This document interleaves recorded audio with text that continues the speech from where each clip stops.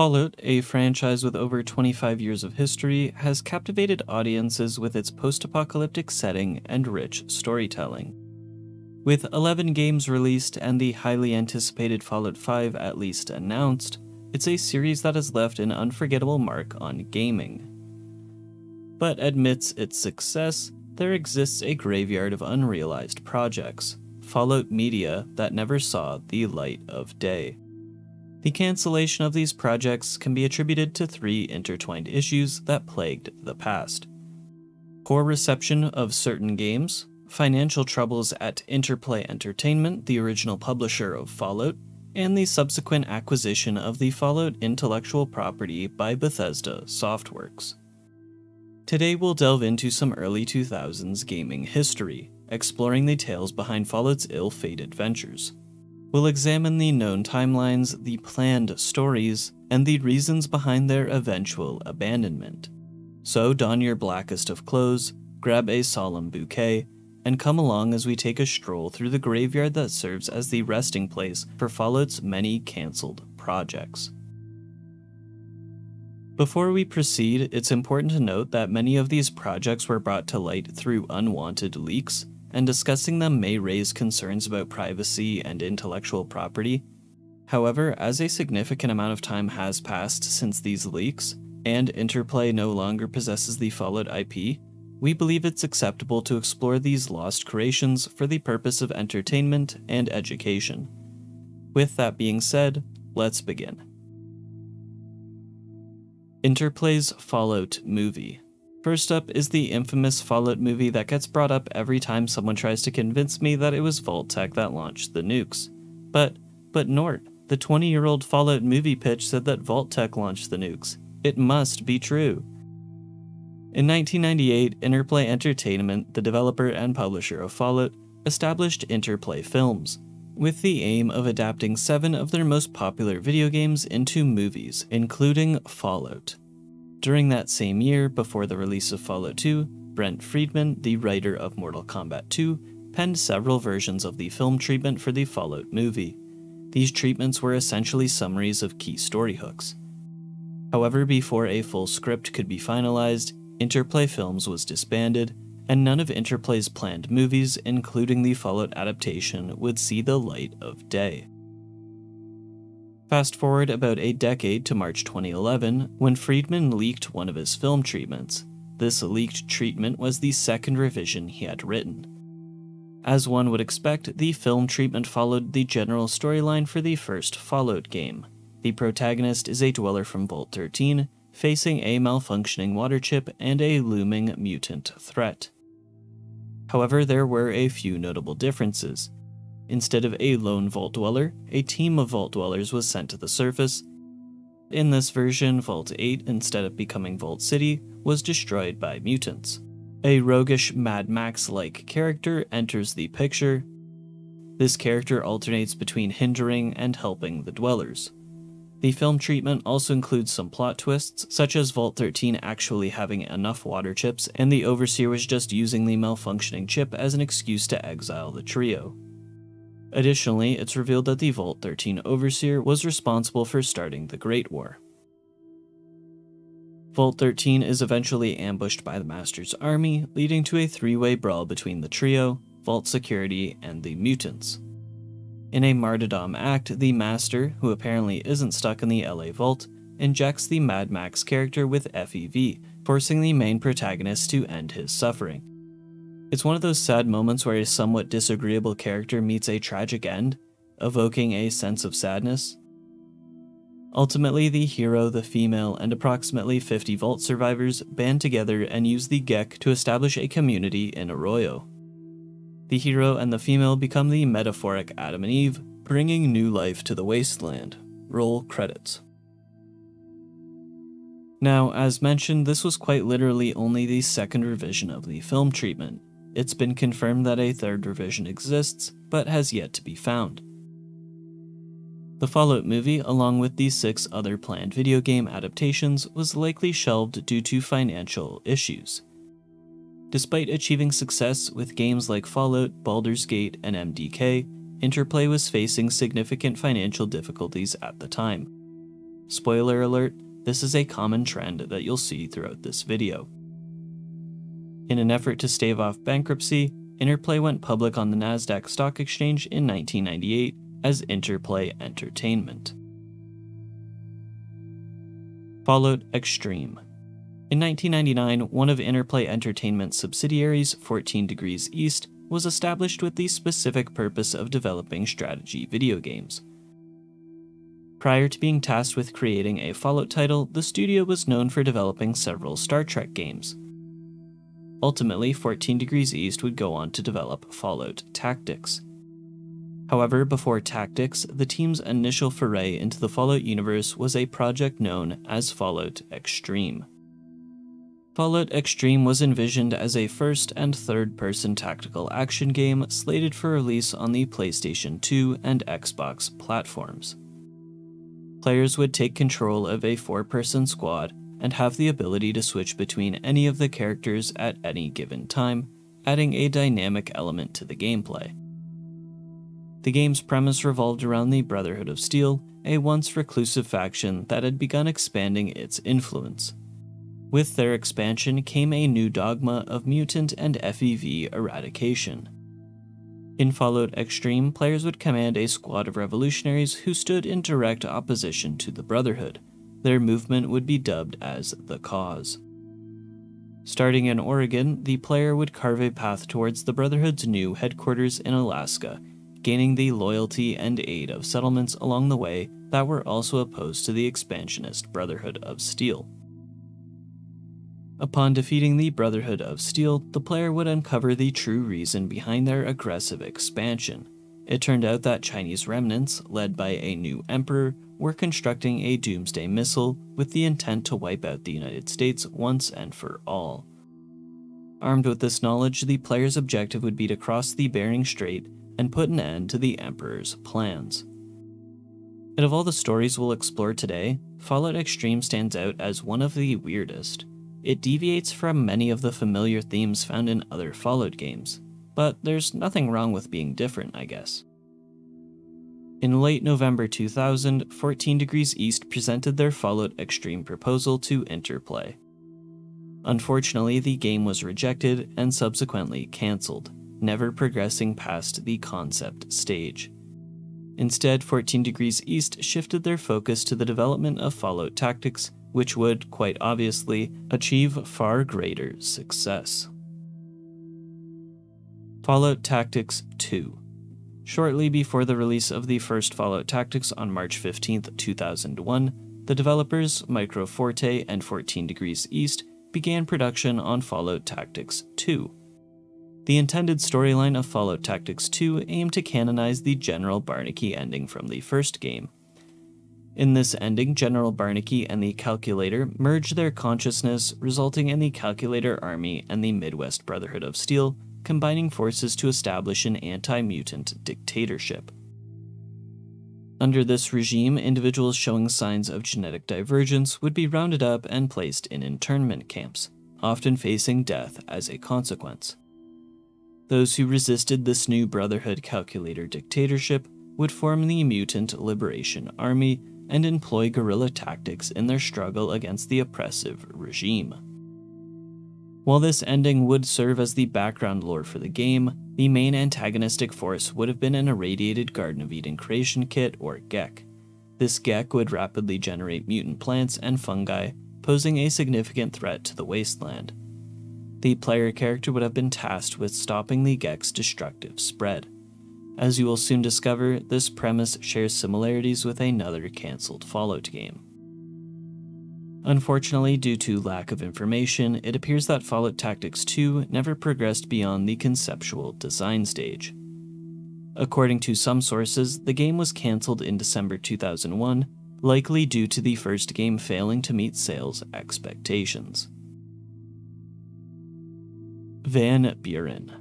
Next is one that you've likely heard about from other Fallout creators, and that is Black Isle Studios' Fallout 3, codenamed Van Buren.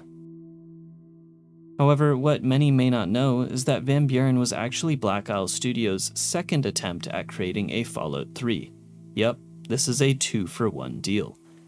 The initial Fallout 3 project, prior to Van Buren, was planned to utilize the infamous Gamebryo engine.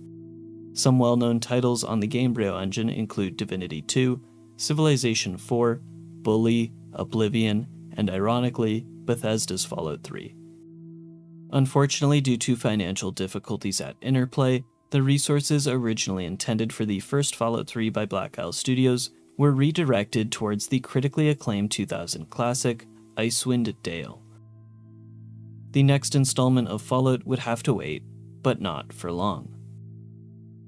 Van Buren would have followed the story of the Prisoner, a character who could either be a hardened criminal or an innocent person wrongly imprisoned due to a misunderstanding. The game would have commenced with an explosion in the night, freeing the prisoner from their cell and granting them the freedom to explore the American Southwest wasteland. Eventually, players would have discovered the real reason behind the prison's attack. A mad scientist named Victor Presper, not unlike other Fallout antagonists, was disgusted with the state of the world. Determined to cleanse the filth that covered the wasteland, Presper planned to utilize an advanced AI called Odysseus, the prisoner's escape, and a nuclear orbital platform to unleash devastation upon Earth. I understand it may sound strange and convoluted, but let me explain. So, the pre-war New Plague was a big dangerous threat to citizens of the United States, and so the government designated a prison, the very one the prisoner finds themselves in at the start of the game, to house war criminals and deserters who had been exposed to the New Plague. They commissioned an advanced Zax unit named Odysseus to manage the prison. One of Odysseus's failsafes included the launching of a nuclear payload from an orbital platform.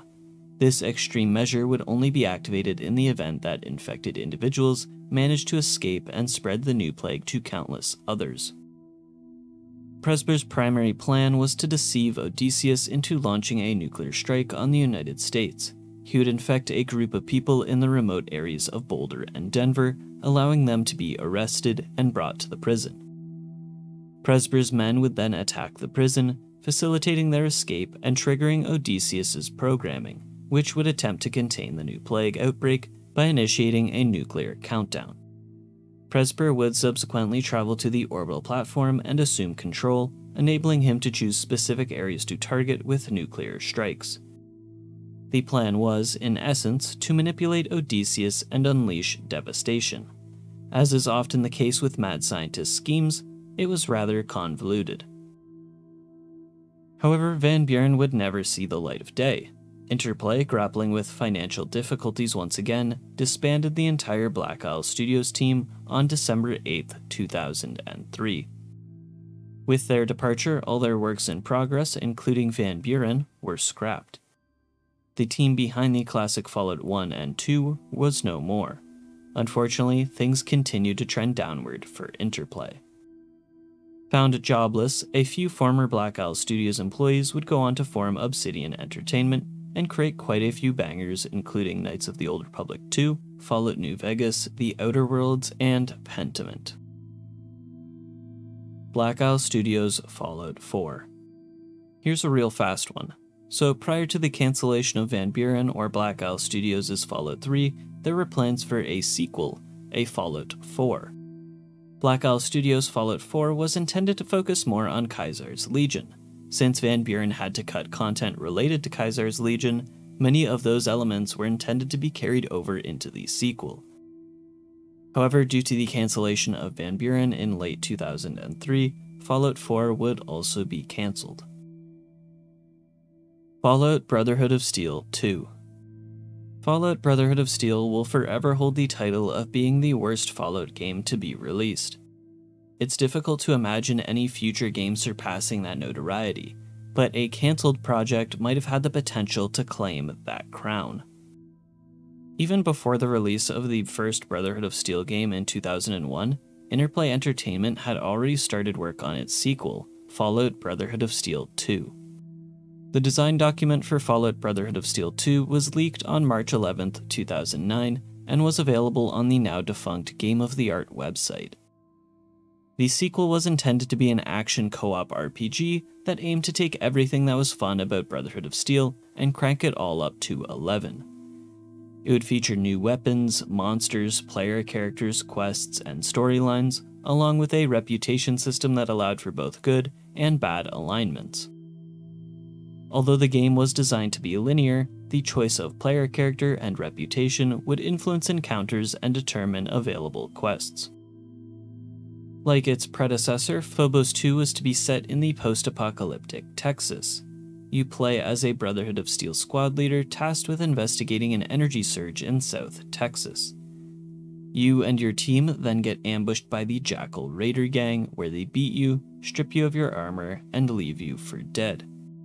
However, Harold, yes, that Harold, happens upon you and heals you up, bringing you to the game's first location, a truck stop. From here, you're pretty much on a wild goose chase after the Jackal leader that defeated you, a man named Banshee.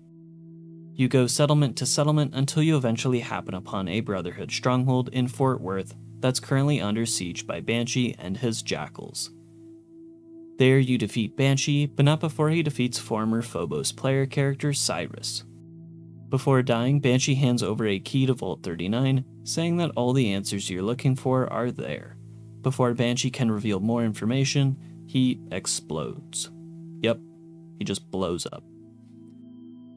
In Vault 39, you learn that a man named Miles Reese despises the Brotherhood of Steel and employed Banshee and his Jackal gang to attack the Brotherhood and steal their technology. A map shows that he's moving south towards Austin. New goose chase begins. You go from Austin to San Antonio to Austin again, and then to Corpus Christi. It's in Corpus Christi, or the Corpse as it's called in-game, that you confront Reese. Reese explains that his goal was to destroy the Brotherhood and their technology, and then use the Vault 39 Super Gek to restart the Wasteland. As the hero of the story, you defeat Reese, overload the Gek, and as the design document puts it, get the hell out of Dodge before it all gets blown to hell. Roll credits. Fallout Brotherhood of Steel 2 was officially cancelled in 2004. Like some of the other previously mentioned games, it was likely due to financial concerns. But that's not all. A combination of the game's poor reception, its lack of influence from the developers of the classic games, and a legal dispute regarding the use of another company's game engine likely influenced its canning as well. Project V13/Fallout Online. Now let's dive into the very complex, very messy story of Fallout Online, codenamed Project V13. For some context, Interplay Entertainment was facing significant financial difficulties. In 2004, burdened by mounting debts, Interplay sold a 3-game license to Bethesda Softworks. Bethesda initiated limited development of Fallout 3 after acquiring this exclusive license agreement. However, the licensing arrangement failed to fully resolve Interplay's financial woes. With bankruptcy looming and an involuntary bankruptcy order issued, Interplay announced its plans to develop a Fallout MMO in hopes of turning the company's fortunes around. In an effort to secure additional funding, Interplay sold the entire Fallout IP to Bethesda Softworks through an asset purchase agreement in 2007. A second agreement, a trademark license agreement, would allow Interplay the right to develop Fallout Online. The agreement included specific conditions that Interplay had to fulfill in order to retain their license for the Fallout MMO.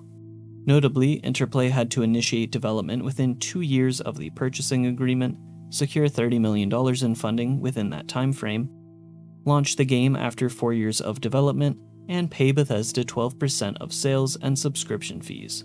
It was a tall task indeed. Now, pay attention to the timeline, it's quite important. Interplay re-established in-house development in 2007. In 2008, the studio enlisted the help of a Fallout fan artist to create concept art. In February 2009, Masthead Studios, a Bulgarian game developer, approached Interplay and offered to assist with the development of Project V13. Interplay presented a 90-second gameplay video to the Masthead team in March 2009. By early April 2009, Interplay announced that its in-house team and Masthead would collaborate to complete the development of Project V13. However, the 2-year funding and development window specified in the Bethesda purchasing agreement was rapidly closing. On April 15, 2009, Bethesda announced its intention to rescind the Fallout license for the MMO, claiming that Interplay had failed to commence full-scale development and secure funding by the agreed-upon date. Interplay disputed these allegations and refused to halt development. In response, Bethesda filed a copyright infringement lawsuit against Interplay in the Maryland District Court on September 8, 2009. Bethesda also sought a motion to halt Interplay's development of the Fallout MMO until the case concluded, but this motion was denied, allowing Interplay to continue development. In turn, Interplay filed a counter-motion arguing that the Fallout MMO license was invalid, thereby rendering the entire purchasing agreement invalid, making Interplay the owners of the Fallout IP once again. Faced with an impasse, Interplay and Bethesda would solve their dispute in the courts. So we had a good old court case on our hands. Bethesda Softworks LLC v. Interplay Entertainment Corporation. The case aimed to answer several key questions. Were the two licensing agreements valid and independent of each other? If the Fallout MMO license was valid, was Bethesda justified in revoking it? In other words, did Interplay secure funding and engage in full-scale development prior to the agreed-upon date? And if both agreements were deemed invalid, who would own the rights to Fallout?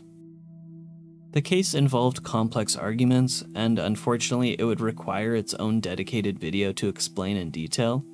However, I do want to just highlight a few key arguments. 1. Interplay claimed that the Fallout license was too vague, and therefore should not be upheld. By extension, they argued that the entire purchasing agreement should be invalidated, returning the Fallout IP to Interplay. 2. Bethesda employed the classic defense of, well, you guys are the ones who signed it, and contended that the Fallout MMO license was merely in name, lacking iconic elements such as super mutants, power armor, and iconic characters. And lastly, Interplay had the burden of proof regarding funding and development, but failed to present any testimony from Masthead employees to confirm that the game was in full-scale development. Ultimately, a settlement was reached on January 10, 2012. The terms of the settlement included Bethesda paying $2 million to Interplay, Interplay relinquishing all final copies of past Fallout games and source code to Bethesda, the termination of the Fallout MMO license, Interplay surrendering all claims to the Fallout franchise, Interplay being allowed to continue selling older Fallout titles until the end of 2013, and all work on Fallout Online, or Project V13, ceasing, with the domain being handed over to Bethesda. Fallout Online was no more, and Bethesda became the sole owner of the Fallout franchise. However, interestingly enough, Interplay continued to promote Project V13 throughout 2012, even after the court settlement. Then, on December 20th, 2012, it was announced that Project V13, or Fallout Online, would be cancelled in favor of another project bearing the same name. Project V13, Part 2. The entire Fallout Online saga is undoubtedly one of the messiest stories I've encountered during my research. With Bethesda now the sole owner of the Fallout IP, this is technically the only title that isn't a cancelled Fallout project. But it is the zombified remains of a Fallout project, so I'm gonna count it. Okay, it's December 20th, 2012. All hope for a Fallout MMO game has been completely erased. But then you check the Interplay website and you see this. What the heck? A new game? Project V13 isn't dead and buried? And what's that? It's gonna be a Black Isle Studios game too? I love those guys' games. Jason Anderson, Leonard Boyarsky, Tim Kaine, Chris Avallone, Jesse Heinig. Those guys made some great games. What's that now? It's just Chris Taylor and Mark Green? No other original team members returned? Well, that is a bit concerning, but surely Interplay, a company that had teetered on the brink of bankruptcy for a decade, and the remnants of their in-house developer could still deliver a quality game, right? Well, they sure can, with your help. Interplay and Black Isle Studios just needed a bit of money from crowdsourcing, plenty of great games have been crowdsourced, so it can't be that bad, right? Well, if you read a bit about the project on their website, you'll learn that your money isn't even going towards the finished product. Rather, they'll be using your dollars to make a prototype or proof of concept. How utterly BS is that? Contributing money couldn't even get you the game. It would only provide access to the forums and a shiny badge to showcase how much you had paid. It was a big ask from a company that fumbled the Fallout IP for the last decade. As you might have expected, the project never really went anywhere. Despite still accepting donations through much of 2014, the last update regarding Project V13 came on January 3rd, 2014. Since then, there has been complete silence. The 210 people that contributed were not going to get their $6,630 back. The second iteration of Project V13 just turned out to be an abysmal money-grubbing scheme orchestrated by a once reputable company. You hate to see it. What's that one Batman quote? You can either die a hero or live long enough to see yourself become a villain? Yeah, that seems like it fits nicely here.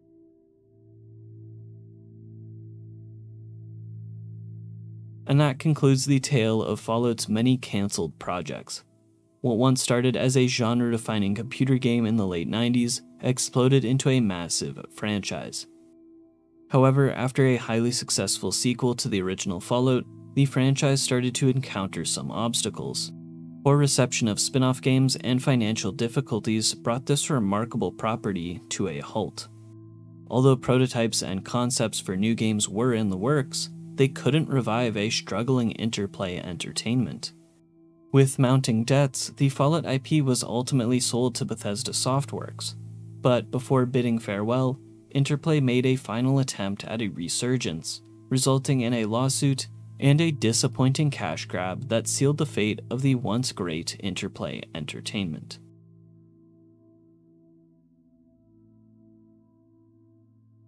Thanks for listening. If you liked the video, be sure to share and subscribe. Have a good rest of your day.